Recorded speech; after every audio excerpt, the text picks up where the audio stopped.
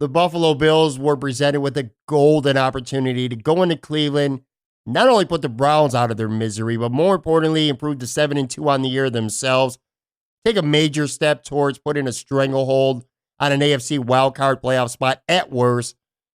And you know what? For a lack of a better phrase, they simply blew it.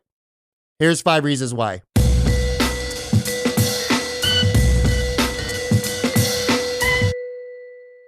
All right, Patrick Moran here, host of the Moran-Alytics Podcast with another installment of 5 Reasons Why. This is my Bills post-game series where I'm highlighting 5 reasons why the Bills won or lost their latest game. This goes up on our YouTube channel on Sunday evenings. You're not going to hear it anywhere else, including the podcast. Today, top 5 reasons why the Bills could not hang on to defeat the Cleveland Browns, and they ultimately lost 19-6. And let's just get started right away. Coming in at number 5, the Bills essentially sleptwalked through the entire first quarter. Now, sure, the goal line stand, I believe it was the second drive. That was great. That was fun to see. But it doesn't take away from the fact that the Bills came out really flat, really sloppy, especially on defense. They gave up a way too easy opening drive touchdown. They allowed 141 total yards to the Browns in the first quarter, got just 12 of their own. And here's the bottom line. I mean, we don't know if the Bills are good enough yet to be a contender in the AFC, but we do know that this team's not good enough to just go on the road and put themselves behind the 8 ball to start games. And sure, the momentum swung back and forth many times between the teams throughout, but the fact that the Bills came out asleep at the wheel, and it just set the tone for what felt like an uphill battle the entire afternoon. Can't come out sleepwalking like that and play so sloppy early on, and I felt like they paid for that. And coming in at number 4, and I know you're probably going to roll your eyes when you hear this, scratch your head a little bit or whatever, but holding penalties. I thought those were a big deal for the Bills on Sunday. They had 4 of them on the day. One of them in particular was on Dion Dawkins. I feel like it really hurt their chances to win. I'm going to explain that one play. So it's 3rd and 4 at the Cleveland 36, and this is late in the third quarter, okay? Cleveland jumps offsides on the play, and Josh Allen takes the ball, scrambles 7 yards for what would have been a first down at the Cleveland 29. However, Dion Dawkins got flagged for holding as well during the play. Of course, that makes it offsetting, resulted in a replay of the down.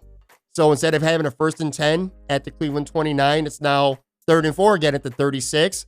Allen throws a little swing pass, I believe, to Devin Singletary. They got stopped for no gain. They determine McDermott decides it's too far for a field goal, which turns out that was a wise decision there. One of the few wise decisions the coaching staff made the entire day. And they go for it on 4th down, and Josh Allen throws one of his worst passes of the day over the middle, falls incomplete. Bottom line is this. Dion Dawkins and his holding penalty is the reason why the Bills did not get to continue that drive. And in a 1-score game, I don't need to tell you how important that is. For the day, Dion had a holding penalty. Cody Ford had one. Ty Nsekhe had one. Lee Smith, a tight end who at this point, I don't even know why he's out there anymore. I really don't. He had one, not to mention a false start as well for Lee Smith. I mean, it's the little things in 1-score games like that. They mean a lot. And sure, and it's not in the top 5, so I'll bring it up real quick here. Josh Allen failing to connect on an open Isaiah McKenzie for what would have been a long touchdown. That obviously is a big play of the game. But again, so are these holding penalties. People don't like to talk about them as much. So that's number 4 for me. Number 3, and this is becoming almost a weekly thing as far as I'm concerned with this defense. The worrisome play from cornerback Levi Wallace. I mean, he's been getting attacked all season, okay? And unlike last year, where it was a good story, he hasn't really answered the bell this time around. Never more so than in Cleveland on Sunday. Got beat several times throughout the game. And on the other side, Trey White's out there holding it down against Odell Beckham Jr., one of the very best receivers in the NFL in Cleveland. Very smartly attacked Levi Wallace, especially during critical points of the game. That opening drive, he failed. The coverage was there. He was there in coverage, but he didn't get his arm out and get his hand on the ball when Jarvis Landry hauled in the touchdown pass in the first quarter. And then late in the fourth quarter, that critical play, Jarvis Landry ran a crossing route and Baker Mayfield threw it out there. And again, Levi Wallace ran with him and he was there, but he just didn't have that extra half step. Couldn't get his hand on the ball. And Landry hauled it in, a 24-yard play that went all the way to the 7-yard line. And then, of course, 2 plays later, he just got absolutely roasted by Rashard Higgins, shaken out of his jockstrap. In fact, I think I might be paraphrasing a little bit, but Rashard Higgins actually said that afterwards, that he shook him out of his jockstrap or something along those lines, which turned out to be, of course, the game-winning touchdown. At this point, the feel-good story of 2018 undrafted free agent Levi Wallace, I feel like that's officially over. And this is just my opinion, at least. He's become far and away the Bills' biggest liability on defense for this year. Coming in number 2, and I mean, it doesn't really need a lot of explanation and analyzing here. Stephen Hauschka, got to make your kicks, man. The 34-yarder right before the half, that's a chip shot. He missed it. Obviously, that hurts. They lost by 3. You do the math. And sure, the 53-yarder at the end of the game, everything on the line, all the pressure, it's no gimme. You know, you're an NFL kicker. You got to make it. And before we get to number 1, I want to ask that if you enjoy this audio content, if you could be so kind and hit that thumbs up button as well as that pretty little red subscribe button down just below, little bell next to it so you can get notifications when new content like this is released. And on that note, let's get to number 1. And for me, this was clear as day. The Bills were badly outcoached on Sunday. Embarrassing too, by the way, considering it's Freddie freaking Kitchens on the other sideline who's just dying to be outcoached. The Cleveland Browns did not look like a team that felt confident or even ready to win that game. It was more like the Bills kind of gave it to them. And I'm going to continue to feel that way all week, I'm sure. Again, for starters, you're playing the Cleveland Browns, the 30th ranked rush defense in the NFL. It's a 1-score game the entire way through. It's not like you're getting blown out here when I throw this stat at you. Your running backs, and by your running backs, I'm talking about Singletary and Gore, and 1 carry for Patrick DeMarco, by the way. 13 carries between the 3 of them in a 1-score game on the road against a team that is 3rd from the bottom in the NFL in stopping the run. How does that happen? Especially after last week when we saw what Devin Singletary could do in an increased role, and you only have 13 carries distributed between your running backs? I mean, seriously? And then even worse about that, what about that clock management at the end of the game? I mean, come on. The Bills get the ball back after Cleveland takes a 3-point lead. They go from the 25, their own 25, to the Cleveland 41 real quick. They're facing a 2nd and 10.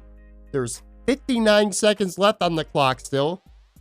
Allen hits Devin Singletary on the right side.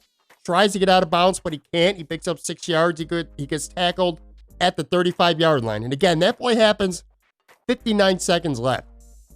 Buffalo didn't run a play for 30 seconds. 30 seconds. It's 3rd and 4. They waited 30 seconds to run a play. And then they try a deep, low percentage pass down the right sideline to John Brown. That's the play they come up with a timeout, by the way, in their back pocket. A timeout in their back pocket. And that's the play that they dial up. A low percentage play down the sideline to John Brown. That's what they come up with. Nothing over the middle of the field with the timeout. Maybe a design run from Josh Allen. Maybe a run to try to make it, even if he only gets a couple yards, a little less than a 53-yard field goal. And they come up with that play.